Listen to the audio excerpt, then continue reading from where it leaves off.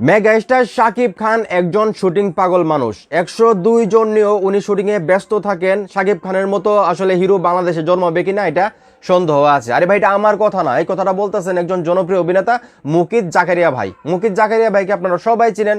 উনি কিন্তু তাণ্ডব মুভিতেও মেগা স্টার শাকিব খানের সঙ্গে অভিনয় করেছিলেন। তো সেই সুবাদে সাংবাদিকরা যখন জাকারিয়া ভাইকে প্রশ্ন করেন যে আপনি তো শাকিব খানের সঙ্গে কাজ করেছেন, তো ওনাকে কীরকম দেখলেন শুটিং স্পটে, বা উনি মানুষ হিসেবে কীরকম, তখন জাকারিয়া ভাই যে স্টেটমেন্ট দিলেন সেটা শোনার পর আপনি যদি সাকিবিয়ান হয়ে থাকেন অবশ্যই আপনাদের ভালো লাগবে। তো কি বললেন উনি, সেই কথাগুলো আমি হুবহু আপনাদেরকে পড়ে শোনাচ্ছি। সাকিব ভাই কিন্তু 102 জন নিয়ে শুটিং করেছিল। সাকিব ভাইকে সারাদিন রাতে 2:30 বাজে কখনো একবারও তার হাতে ফোন দেখিনি।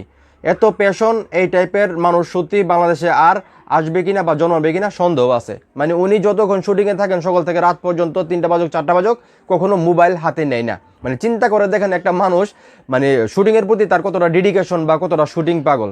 তো যারাই আসলে শাকিব খান সম্পর্কে কথা বলে তারা কিন্তু 1-2টা কথা বলে এরকম যে শাকিব খান সবসময় তার আর্টিস্টদেরকে সহযোগিতা করে এবং শাকিব খান কিন্তু শুটিংয়ে খুব সিরিয়াস থাকে। এই বিষয়গুলো কিন্তু সবাই বলে।